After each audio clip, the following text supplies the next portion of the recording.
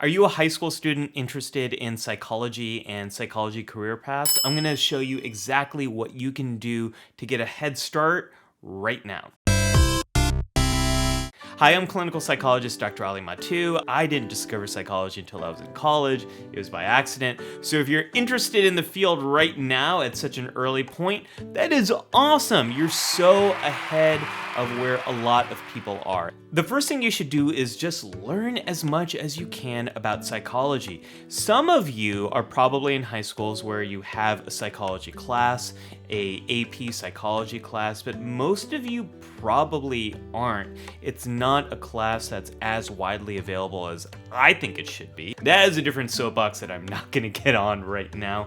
But what you can do, regardless of how much opportunity you have in your high school to study psychology, is go online and learn more about it. The very first place I would go to is Crash Course's course on psychology. It's a wonderful series of videos that's going to give you a lot of the big picture ideas that you're likely to encounter in a introductory psychology course. Now, the next thing I would do is if you want to do more than that, look into local community college courses in psychology. That's how I got my start as a psychologist. I was sort of a not so good high school student. I almost flunked out of high school, and I went to community college and just by chance took intro psych. And the same exact intro psych courses that are offered to you in community college, they're the exact same things that you're likely to encounter at four-year universities. So get that experience now. As a high school student, you can take classes in community college. So if you want to learn more, think about taking a summer school course in introductory psychology. If you don't have access to a community college, there are a ton of online classes in introductory psychology. Some universities have even made them open for free. You can check them out. I'm going to put some links in the description below. There's other ways to learn about psychology. There's a lot of books out there. One of my favorites is called The Story of Psychology. It's kind of like a long-term narrative about the complete history of psychology. It's a thick book, but it's a really fun read. So if you're more of a reader, check out Books in Psychology. The Story of Psychology is my favorite recommendation there. There's a ton of great podcasts about psychology.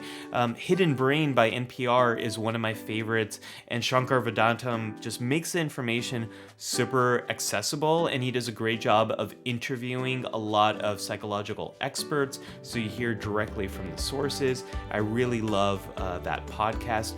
And then Psych, that's the Honor Society for Psychology majors. They have a wonderful podcast that also dives into career-related things that you should be thinking about. You're not eligible to join Psych until you're an actual college student, but you can start listening to the podcast for free. So look into learning as much as you can in the way that you like to learn information right now. Number 2 is get hands-on experience. Bring this information to life. That is what makes psychology so cool, is it's like all around you. Psychology is about the scientific study of thoughts, feelings, and behaviors, and that's like everything. So bring it to life, and one of the best ways to bring it to life is actually to find a local research lab in psychology. There's probably a college or university around you, and those colleges and universities have professors who are doing research, and they always are looking for volunteers to help them run their labs, to help them work on their research, to help them run their experiments, to help them to do the day-to-day stuff that goes into like keeping a lab running. And they rely on volunteers to help make that happen. Reach out to these professors and see if there's something you can do. Send them an email and say, "Dear Professor Mattu, I just found out about your research and I'm really interested in volunteering in your lab. I am a senior in high school and would be open to in-person or distance volunteering opportunities that you might have. Thank you for listening to me. Sincerely, Ali." Something like that. Short email, no more than 4 or 5 sentences. Make it easy for the person to respond. Communicate your interest, why you're interested, and where you're at right now. and that might lead to an opportunity. And from there, you get to see how research is done. You get to talk to a professor, their graduate students, other college students. It'll be an awesome, awesome thing. Sometimes you can actually get involved as a participant in research, and you can see how research is done by actually being involved in it. So see if there's opportunities in these different research labs too, to just be a participant and just to go through the research process. The other thing you can look into is clinical opportunities, mental health opportunities, therapy opportunities. Look at the hospitals around you and see if there's any opportunities to volunteer as a high school student. Even if you're not volunteering in a mental health or psychiatric department, just getting that experience of working with people in this way is going to be really valuable and will help you to determine if you want to go down more of the clinical and counseling route. The other thing, if you are over 18, is you can, and this is in the United States, you can volunteer to be a crisis counselor with the crisis text line. This is an amazing opportunity I recommend for anyone who's interested in going into a mental health field. The crisis text line will teach you how to become an active listener. It'll teach you the fundamentals of mental health first aid. How do you help someone who's in a crisis state? It's not a question of whether or not someone you love or care about is going to go through a mental health crisis. It's a question of when that's going to happen. So the more of these kind of skills that you can learn now, it's going to help you not only if you're someone who wants to go down the mental health path, but it's just going to help you in life. The third thing I want you to start thinking about are career paths in this field. So I've made a few videos about what you need to know about majoring in psychology, what I wish I knew before I became a therapist, myths and facts about psychologists. So you want to get a sense of how much education is it going to take for you to do what you want, what the salaries involved are for those kind of jobs, how much education you need for those kind of jobs, where those jobs are, growth areas in this field, all that sort of stuff. I'm a big advocate on only getting as much education as you need to do the job you want to do, and to have full and complete informed consent about how much money you can make doing those jobs. So how do you learn this kind of stuff? Well, there's two books I really love. The first is The Psychology Major's Companion. So this is a great book for anyone who's interested in majoring in psychology. It helps you to understand how psychology is both a liberal arts degree and a pre-professional degree. What that means is a lot of people who major in psychology go into a wide variety of fields, that's a liberal arts degree, and a lot of people who major in psychology go into very specific fields like graduate school in psychology and all the stuff that can lead to.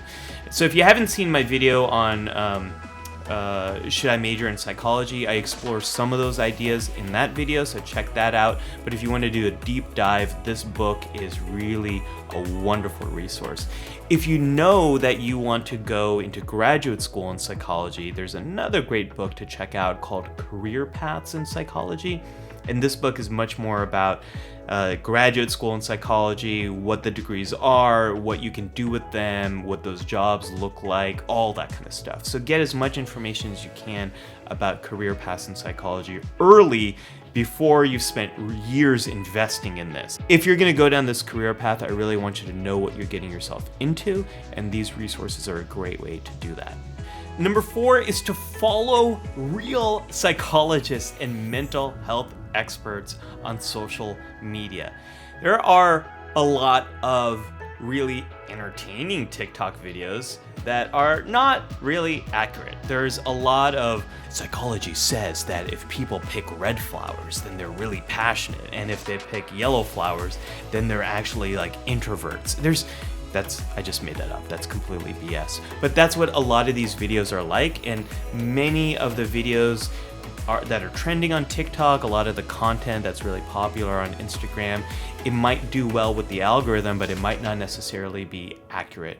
So I always recommend following real mental health professionals and real psychologists. Maybe our content isn't quite as sexy, but our information is much more accurate and it's much more based on professional experience. So I linked to some of my favorite folks in the comments below. Please, you let me know. Not in the comments below, I put them in the description below, but for you, please share your favorite folks in the comments below. And what this will do is not only get you better, more accurate information, it'll also get you information about how people in this field actually think and react to the issues of the day.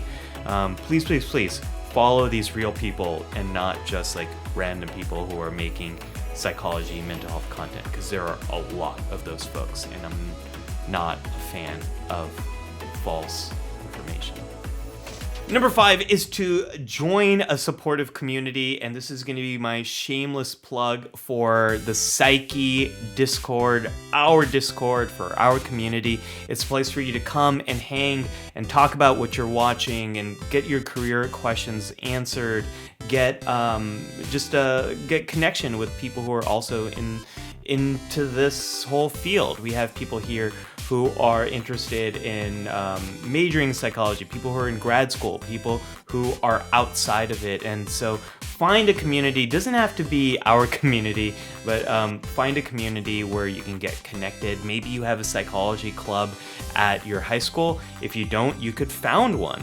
You can start one yourself. What questions do you have about your interest in psychology as a high school student? Let me know in the comments below. If you want to learn more about career opportunities in psychology, check out this video right over here. And if you want to learn more about behind the scenes of how it actually works to be a clinical psychologist, check out this playlist right over here. And as always, for more videos that make psychology fun and easy to understand and celebrate mental health, be sure to subscribe to The Psych Show.